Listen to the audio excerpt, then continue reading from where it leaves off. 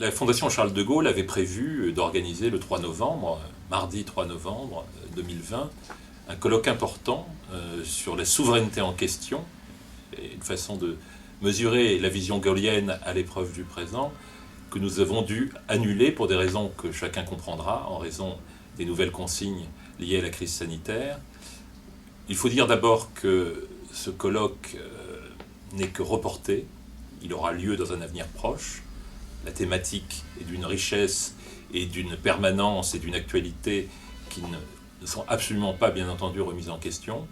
De toute façon, ce n'était pas un colloque mémoriel. Certes, c'est un colloque que nous avons voulu organiser à l'occasion de l'année de Gaulle,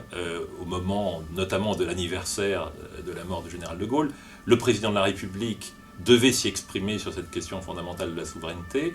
mais ce n'était pas un colloque donc uniquement mémoriel. Pour nous, c'était surtout l'occasion de mettre en évidence un certain nombre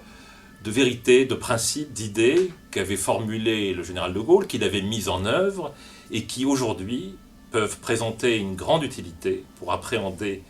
les problèmes du présent et notamment les enjeux de la souveraineté et des nouvelles souverainetés dont on parle beaucoup. Donc ce n'est que partie remise et remise à très courte échéance parce que pour nous il s'agit d'une réflexion de fond.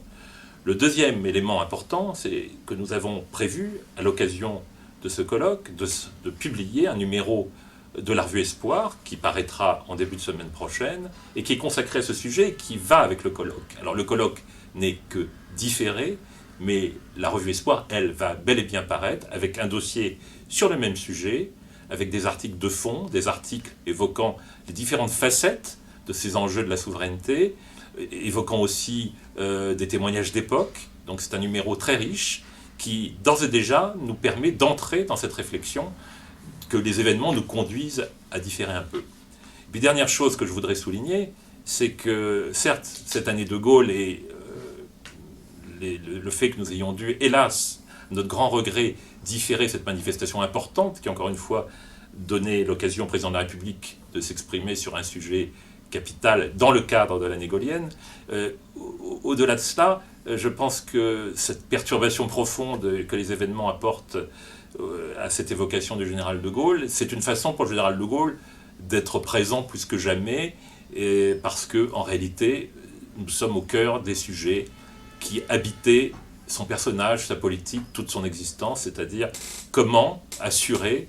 la pérennité d'une collectivité humaine, d'une démocratie, quand on est confronté à des situations de crise majeure. Ça a été son premier combat avec juin 40, mais il y a toutes sortes de menaces qui pèsent sur la démocratie. Nous en connaissons en ce moment plusieurs, sanitaires, terroristes, et donc d'une certaine façon, si les événements commémoratifs sont bouleversés et différés, reportés, en même temps, la présence de la personnalité gaulienne, la pertinence et l'intérêt du message gaullien, de la vision gaulienne, n'ont jamais été aussi éclatants qu'en raison de ce contexte, parce que nous sommes vraiment au cœur des sujets qui ont véritablement accompagné la vie et l'action du général de Gaulle et qui expliquent, pour beaucoup, la nature des institutions relativement fortes et puissantes qu'il nous a données en 1958. Je noterai juste en quelques mots que les thématiques qu'on souhaitait développer et qu'on développera justement lors de ce colloque sont plus que jamais d'actualité. La souveraineté est un effort commun, un effort collectif pour, dans des ensembles plus vastes, conserver des marges de manœuvre, d'appréciation et d'indépendance. C'est ce qu'on voulait par exemple développer à travers la notion de souveraineté technologique. Mais le fondement gaulien, par-dessus tous justement, c'est l'État. L'État qui régule, l'État stratège justement, mais l'État qui est aujourd'hui confronté à des nouveaux défis de souveraineté, à un élargissement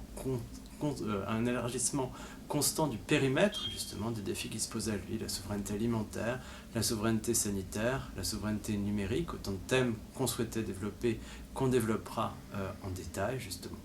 Et c'est finalement autour de ces idées qu'on espère réfléchir dans les semaines qui viennent et vous retrouver bientôt.